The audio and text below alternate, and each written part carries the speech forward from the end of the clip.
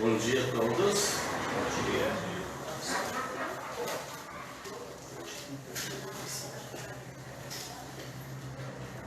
Semana passada, nós terminamos o nosso estudo a 1 João.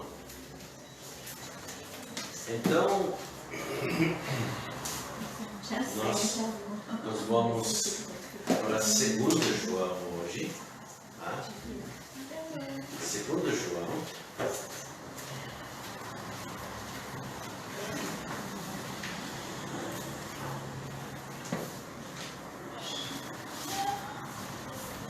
Pode abrir para 2 João. Esse epístola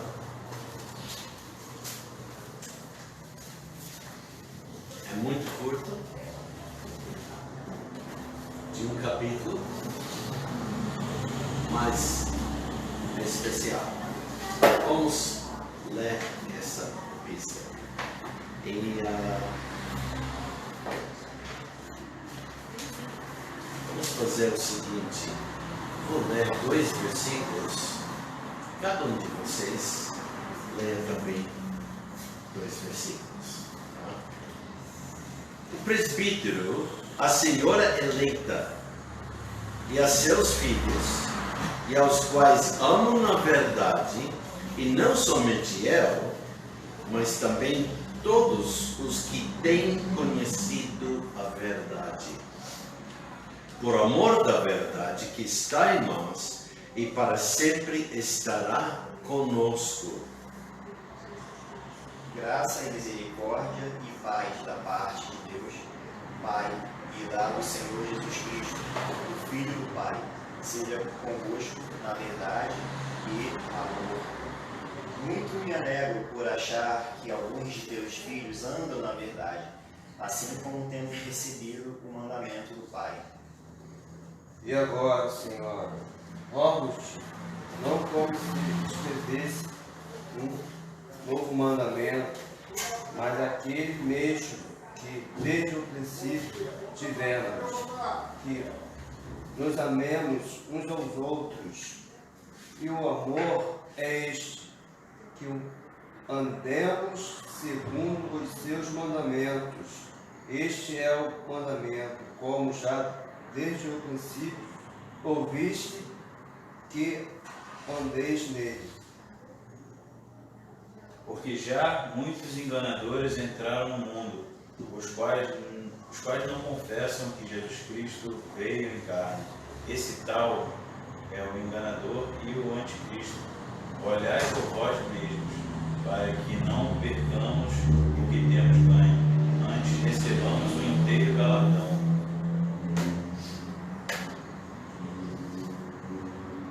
Todo aquele que prevarica e não persevera na doutrina de Cristo, não tem a Deus. Quem persevera na doutrina de Cristo, esse tem tanto ao Pai como ao Filho. Se alguém vem ter convosco e não traz esta doutrina, não o recebais em casa, nem tampouco o saudeis. Porque quem o saúda tem parte nas suas más obras. Tendo muito que escrever-vos, não quis fazê-lo com papel e tinta, mas espero e ter convosco e falar face a face, para que o nosso gozo seja cumprido. Saúdam-te os filhos da tua irmã, a eleita. Amém. Né? Muito bom. Como falei, a epístola é de apenas um capítulo. Né? E é claro que foi o apóstolo João que também escreveu 1 João e 3 João, né? Bem como o Evangelho de João e o Apocalipse. Essa epístola foi escrito provavelmente em Éfeso, em algum momento entre os anos 85 até 95, mais ou menos, um período de 10, 11 anos. há uma nota de semelhança nessas 3 epístolas. Não vejo nenhum problema em aceitar o fato de que João escreveu todos os 3. Porque podemos achar formas peculiares comuns a todos. A segunda e terceira epístolas são curtas, como falei, mas são muito importantes do Novo Testamento. E a brevidade não é sinal de falta de importância. Lembra? Foi Deus que inspirou e faz parte do cânon.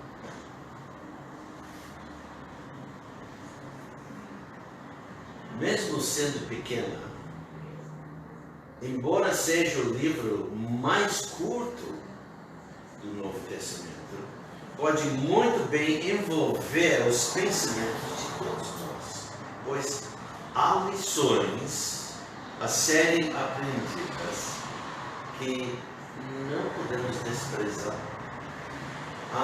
Algumas admonições aqui que devemos notar, tomar, aplicar nossas vidas.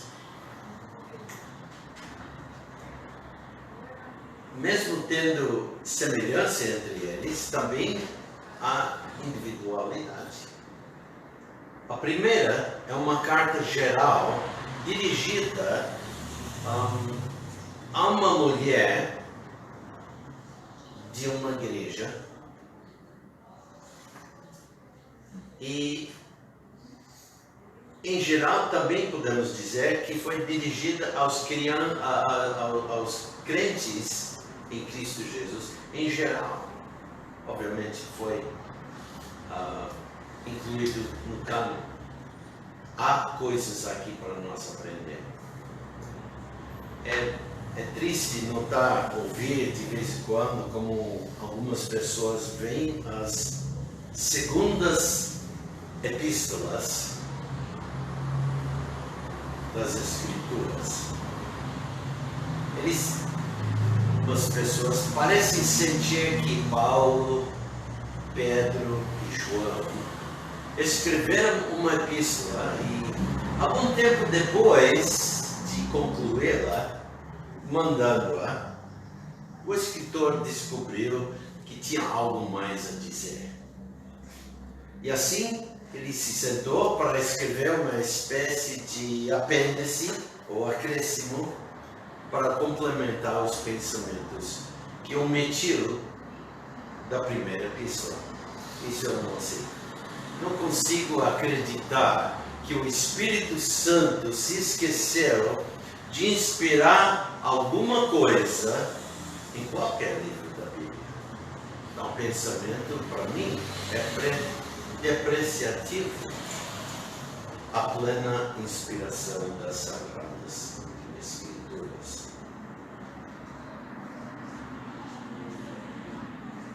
Então, hoje, eu decidi apresentar, fazer nosso estudo de modo diferente.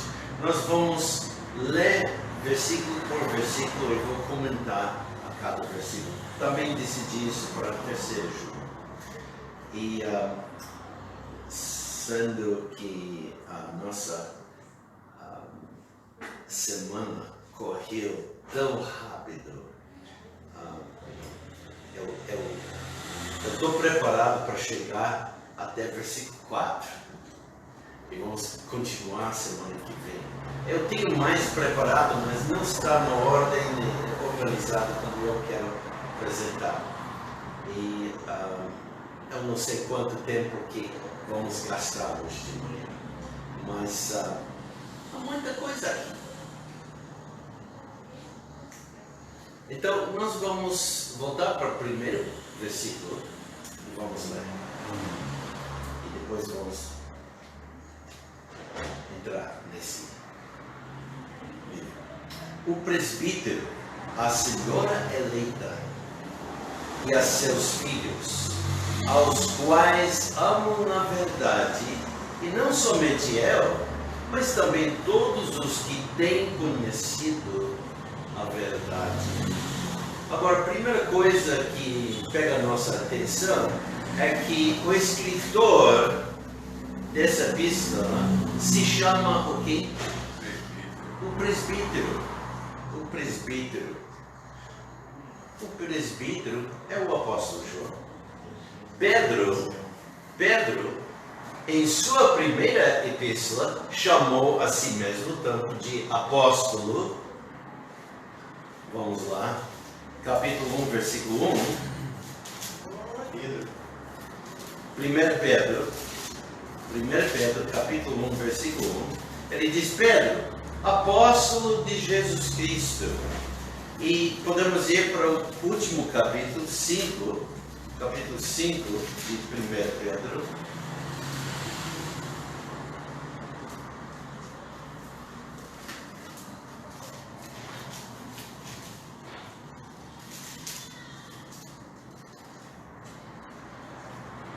E ele diz aos presbíteros que estão entre vós, admoesto eu, que sou também o quê?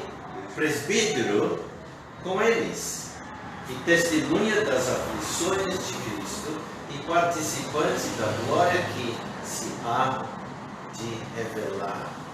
Esta palavra é equivalente à palavra ancião.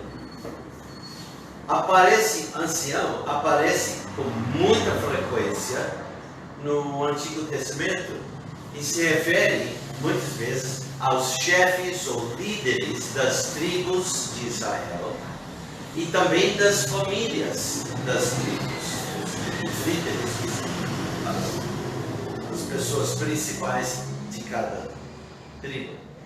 Havia 70 anciãos que ajudaram Moisés em questões de jurisprudência, as coisas legais.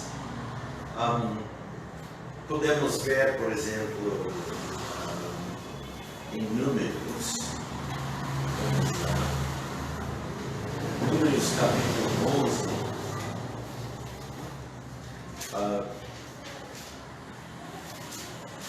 Números capítulo 11,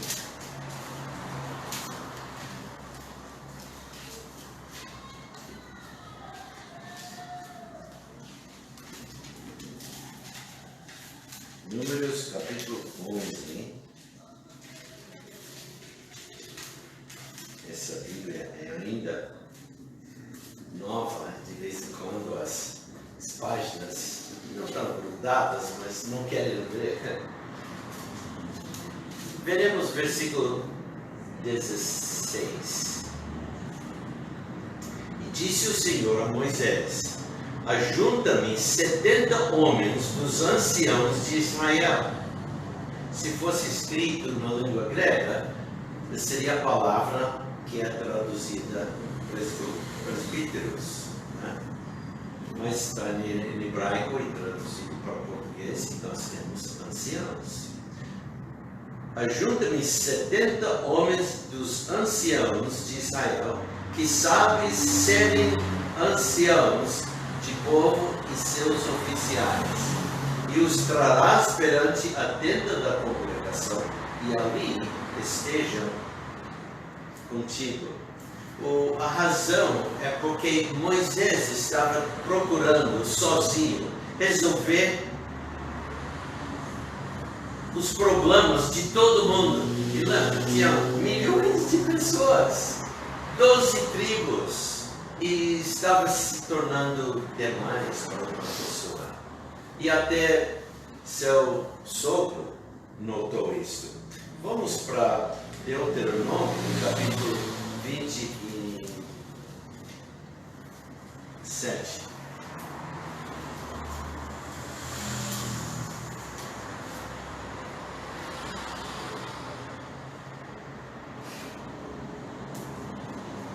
Versículo 1. E deram ordem Moisés e os anciãos ao povo de Israel, dizendo: guardai todos estes mandamentos que hoje vos ordeno. O que nós podemos ver aqui é esses homens, 70, foram recarregados, tinha carga de ensinar, responsabilidades de cuidar, né, do seu povo. Cada um vindo de tal tribo sobre tal número, porção daquele tribo. E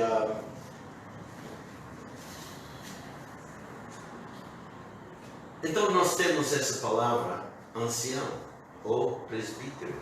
Pelo tempo que serviram, os anciãos do Velho Testamento eram homens idosos, homens avançados na vida, que cuidavam dos assuntos públicos.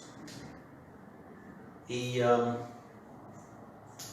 pode ser que quando foram escolhidos, naquele momento, não eram assim idosos, mas com certeza de meia vida, 30, 40 anos, dependendo de cada indivíduo. Não foi escolhidos por, vamos colocar todos os nomes no caixa, a gente vai fechar.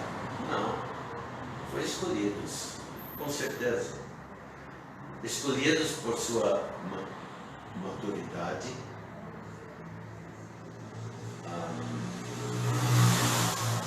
e por vários outros meios. Vamos também para Lucas, capítulo 7, e veremos esses homens no tempo do Novo Testamento. Lucas, capítulo 7.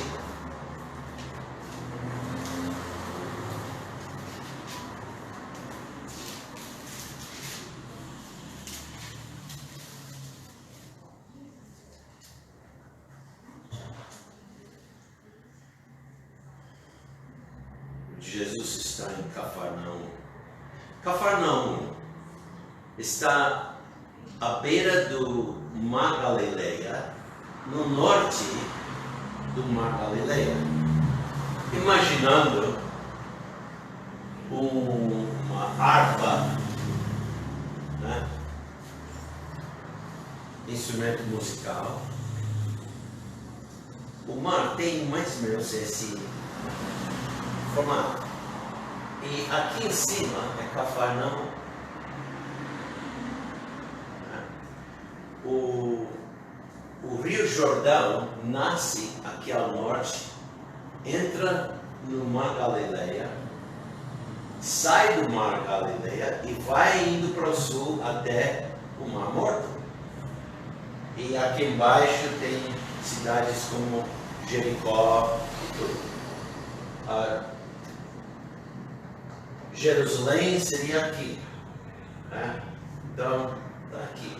Tem que descer das montanhas até o caminho mais fácil, uma das principais é descer das montanhas até Jericó e depois subir ao norte até o Mar Galileia e então dependendo onde vai, ou a leste ou oeste.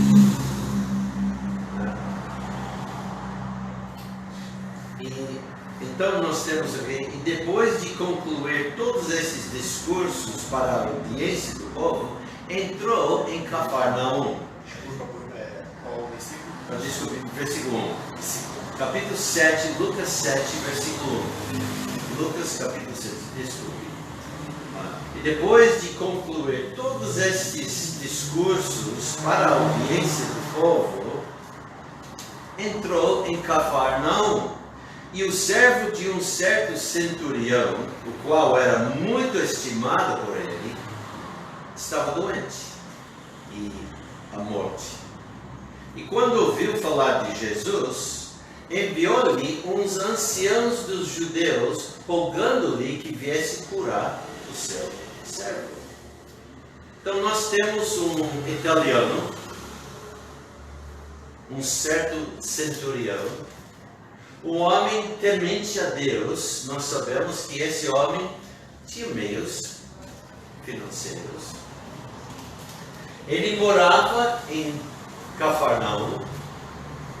Como centurião, ele tinha responsabilidade para essa região do norte e não sabemos se ele veio e ouviu do Deus de Israel e interessou muito, ou se ele veio já conhecendo o Deus de Israel. Mas ele era gentil, não era judeu. Estava morando lá. E ficou tão interessado no Deus de Israel, convencido que era o Deus verdadeiro, que ele frequentava a sinagoga lá. Ficou tão empolgado na adoração, na leitura diária, semanal, quando não podia, que com certeza aprendeu hebraico, ou aramaico, ou os dois. E nós sabemos também que houve a necessidade de umas reformas daquela sinagoga. Ele gastou muito dinheiro em ajudar nas reformas. Uma coisa interessante acerca dessa sinagoga, eu estive lá. Todas as colunas, muitos prédios tinham colunas, né, de mármore. Essas colunas não estão redondas, não estão quadrados, não estão retangulares. De qual formato?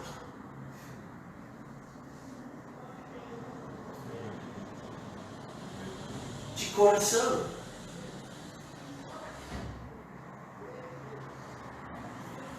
Interessante.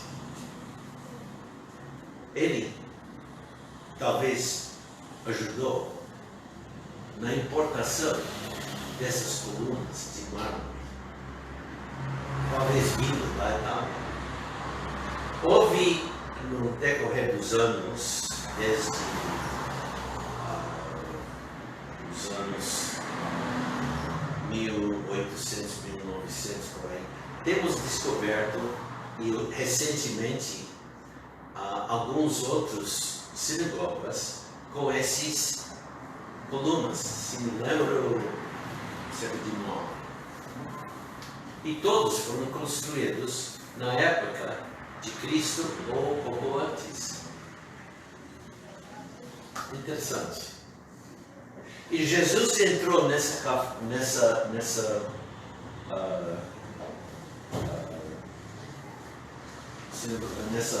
cidade. E um outro fato que devemos estar cientes é que quando Jesus iniciou seu ministério, lembra, ele nasceu em qual cidade? Belém de Judá. Belém de Judá está aqui, lembra? O Mar Galileia, Jerusalém aqui, Belém está aqui. Mas quando ele era recém-nascido, ele mudou para onde? Para o Egito.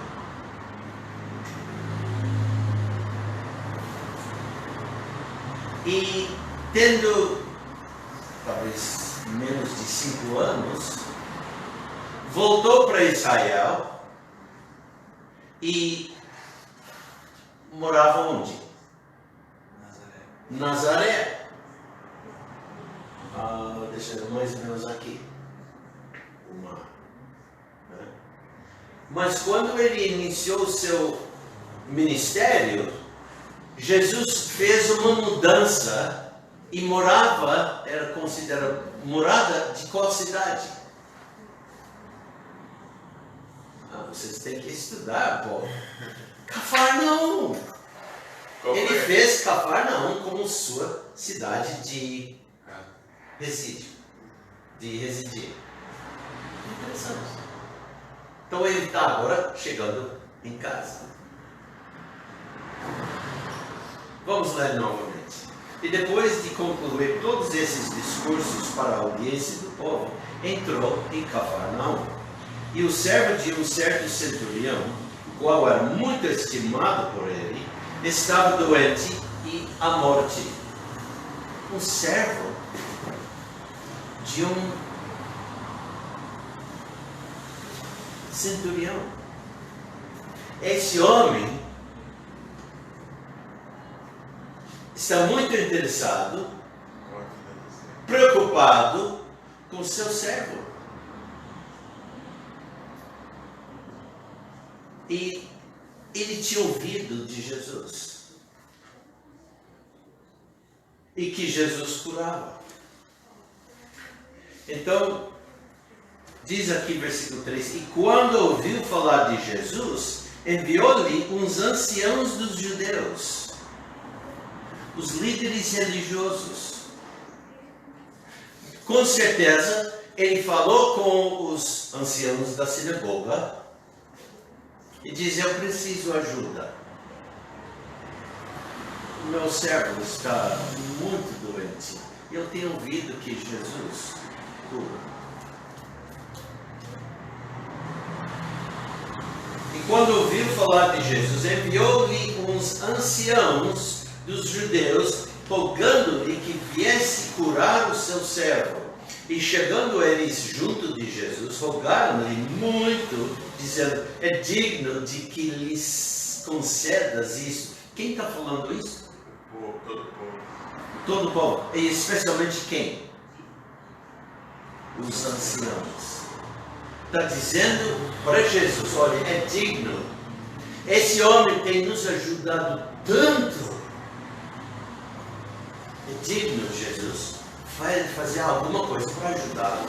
Estamos muito gratos pela maneira que ele tem interessado em nós, em nosso povo, nossa terra. Interessante, né? Mas, aqui, nós não vamos continuar nessa história, nesse acontecimento, mas o centurião procurou quem? Os anciãos. Se alguém pode entrar em contato com Jesus, são os anciãos. Eles vão saber logo onde está e, pelo acaso, Jesus morava na cidade. E só agora está ouvindo de Jesus, porque está ainda no início do seu ministério. Então, pelo tempo que serviram, os anciãos eram ou se tornaram idosos de idade, velhos, homens avançados na vida. Mas todos esses cuidavam dos assuntos públicos.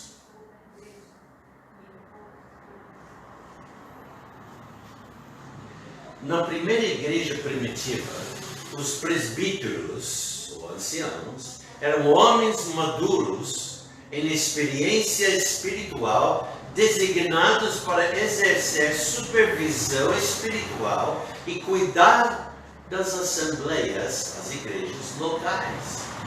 Parece bastante claro que havia uma pluralidade de presbíteros em cada assembleia local. Lembra que as assembleias foram formadas quando? Depois que Cristo morreu, ressuscitou, voltou para os céus, passou 40 dias depois 50 dias depois da Páscoa, para chegar na festa das semanas, e foi naquela semana, lemos acerca disso em Atos capítulo 2, a igreja foi formada, fundada, como Jesus, como está escrito em Mateus, prometeu, profetizou. E agora tempo tem passado, anos têm passado, e houve apenas uma igreja em Jerusalém. Mas começou a ter pessoas, lembra, em toda Israel houve sinagogas. Em cada cidade tinha pelo menos uma sinagoga. Cidade maior, mais sinagogas, porque precisa local suficiente para as pessoas que congregam. E a sinagoga em Cafarnaum não era um dos maiores, mas também não era uma das menores. Eu não lembro se tivesse 4 colunas ou 6, provavelmente 6 ou mais colunas lá. Eu não estou lembrando, pelo fato eu nem lembro ter contado, né? Mas estão lá até hoje. E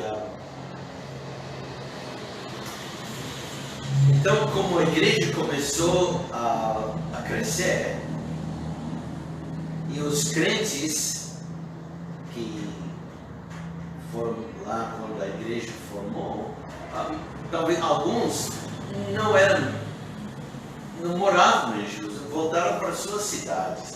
Então, em cada cidade, na sinagoga, foi contado as notícias de Jesus. E com certeza houve pessoas judeus, que isso, né? Messias, não era Messias, outros com bom grado aceitando e logo separando os crentes dos descrentes. E com pouco tempo começou a perseguição dirigida pelo quem? Saulo, que mais tarde se tornou Paulo, né?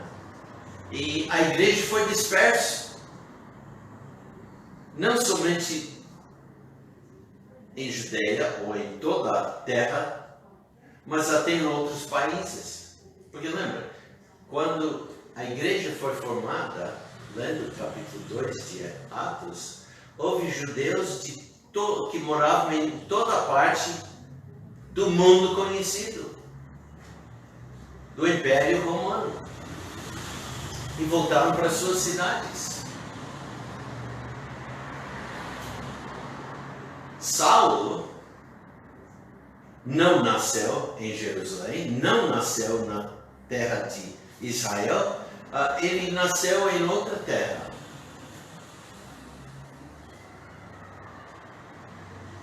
E lá também tinha sinagoga. E quando ele aceitou Cristo, e passou algum tempo na sua cidade natal, talvez como um pastor ancião, presbítero.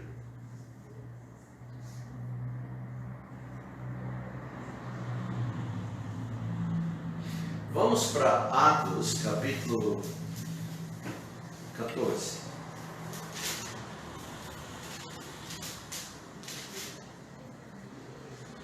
Atos, capítulo 14.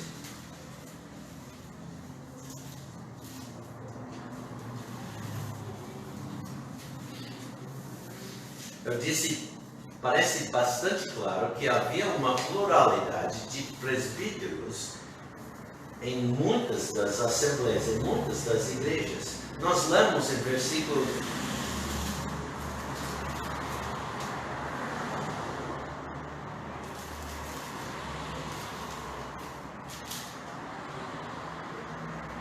'Eu não quero ler todo o capítulo, mas Paulo e Barnabé estão na sua viagem missionária, chegaram a Icônio, versículo 1, e entraram na sinagoga dos judeus. Quando Paulo viajava, pode notar, cada vez quando ele chega a uma cidade, ele procura a sinagoga. Por quê? Lá tem a palavra de Deus, o Velho Testamento. Lá tem pessoas que aceitam isso, que creem. E muitas vezes nessas sinagogas, já naquele tempo, o Velho Testamento já foi traduzido na língua grega e houve também gentios que assistiram. Por quê? O Deus verdadeiro é o Deus de Israel e eu quero adorá-lo, quero saber mais acerca dele, né? E então, vamos começar lendo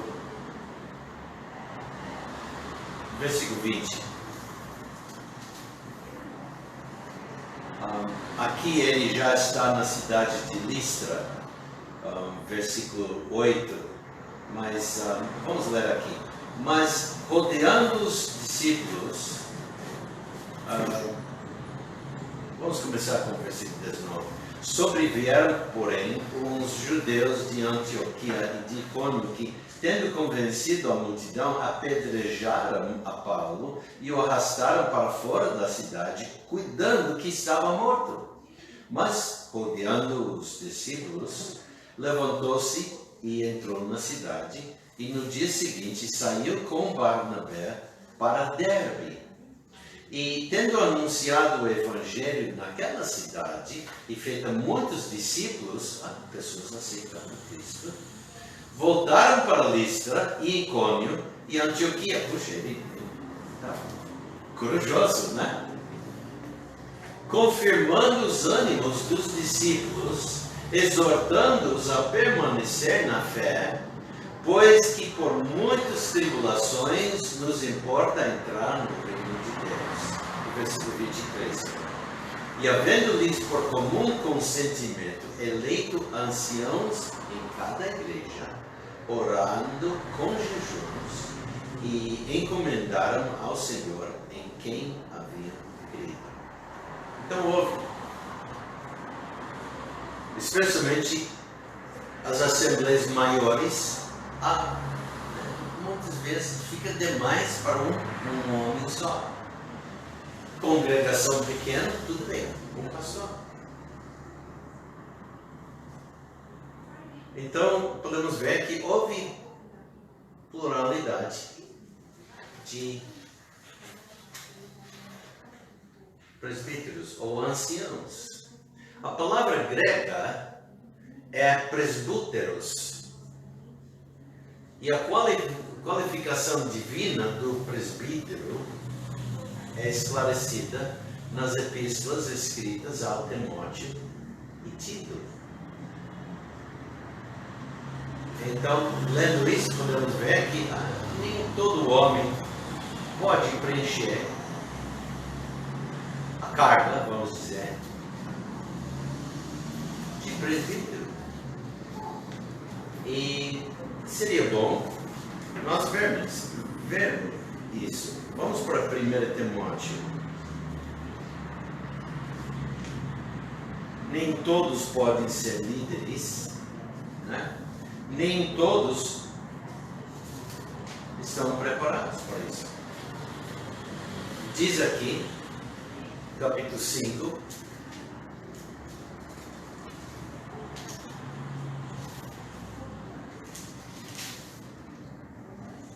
começando com o versículo 17, os presbíteros que governam bem sejam estimados por dignos de duplicada honra, principalmente os que trabalham na palavra e na doutrina. Agora, essas são as responsabilidades maiores, as maiores responsabilidades de um presbítero. Porque diz a Escritura: não ligarás a boca ao boi que debulha, e digno é o obreiro do seu salário. Não aceites acusação contra o presbítero, senão com 2 ou 3 testemunhas. Por que diz isso? Porque há de vez em quando pessoas com ciúmes que querem causar problemas e começa a falar contra um e ganha todo mundo e causa um problema. Não, tem que ter 2 ou 3 testemunhas primeiro, porque de vez em quando também o presbítero pode estar errado, mas nem sempre. Então, 2 ou 3 testemunhas. Aos que pecarem, repreende-os na presença de todos, para que também os outros tenham temor. Tá vendo? O presbítero pode pecar. Eu lembro em São Paulo, uma senhora judia que era crente, uma vez disse: o pastor não peca. bem sério. Tínhamos que corrigi-la.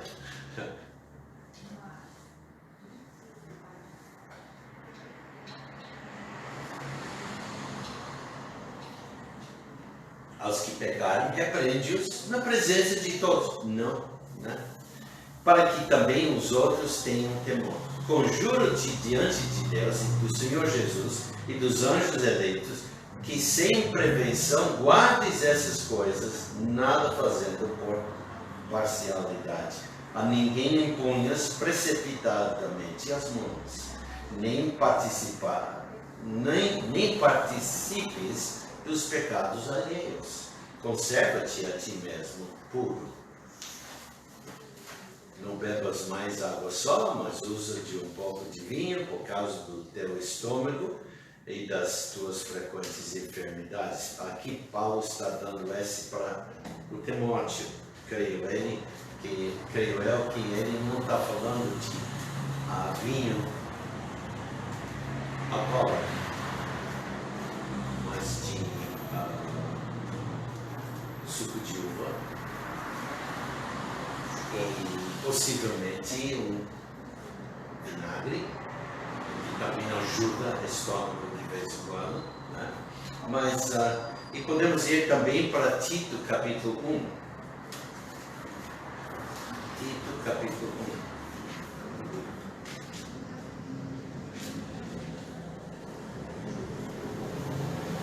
As qualificações dos presbíteros. Por esta causa te deixei em Creta, ó Tito, quem?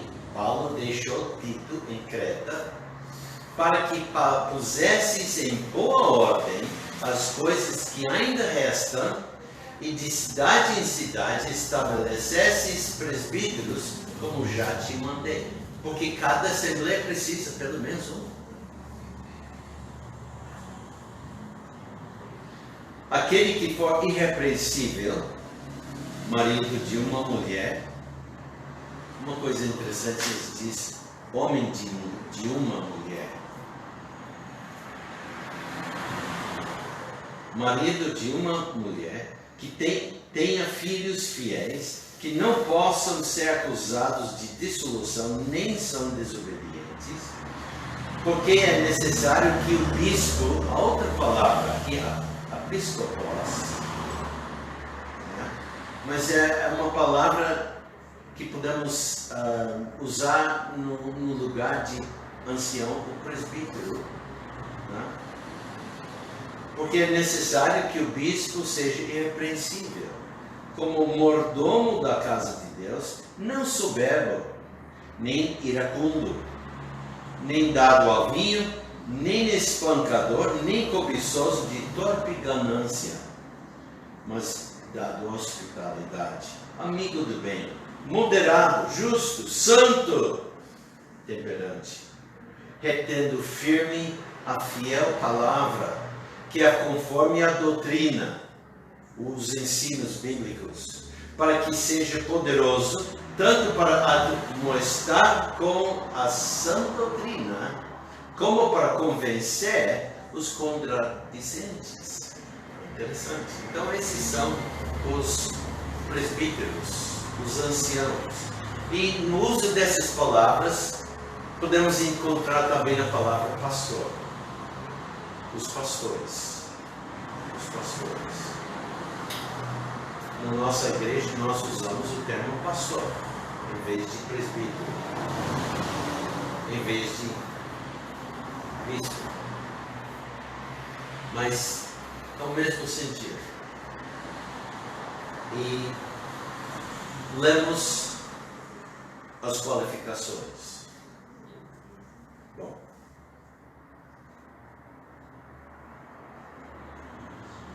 a palavra grega, lembra, é presbúteros, e a qualificação divina do presbítero ou presbútero é esclarecido, como nós lemos em Tito, quando Paulo escreveu para Timóteo e também para Tito.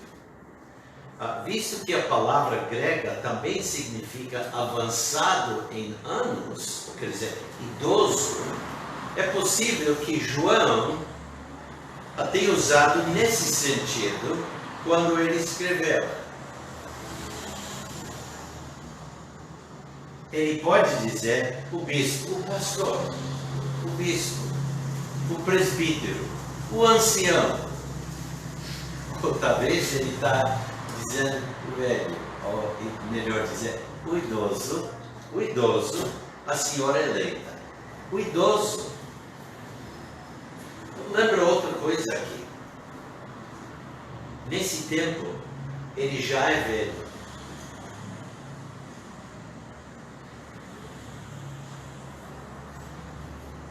Provavelmente há poucos crentes vivendo, tendo aceito Cristo e são mais velhos do que ele. Provavelmente ele é o crente mais velho que existia no mundo naquele tempo. Então sim, podemos pensar como o idoso. O idoso, a senhora eleita.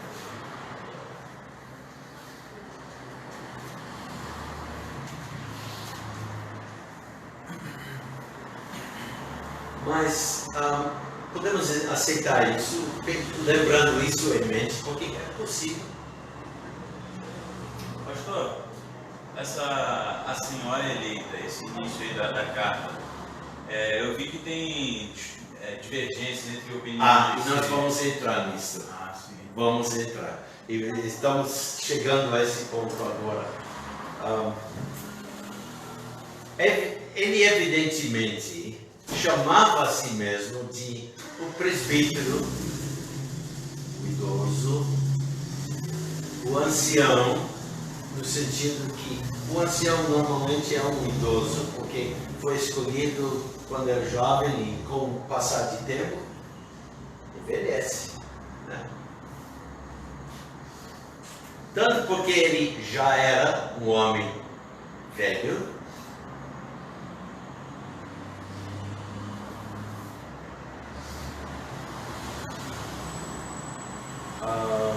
nessa época, porque as várias igrejas da Ásia, lembra, essa Ásia é hoje em dia Turquia,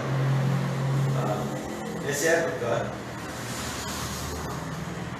todas as cartas foram escritas para igrejas as epístolas para essa área do mundo, e todos os reconhecem como titular desta designação oficial. A tradição uniforme sustenta que ele era o ancião, presbítero, pastor, bispo da igreja em Éfeso, em particular. Mas todas as igrejas na Ásia Menor, quer dizer, Turquia, o honravam e respeitavam como detentor de autoridade apostólica. Então, nem saímos do versículo 1.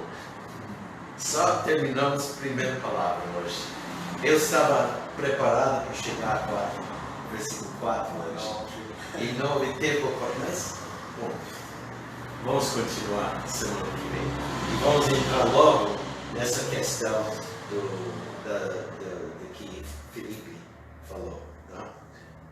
E o título do meu estudo é chamado A Senhora Eleita. A Senhora Eleita. Então vamos encerrar a oração.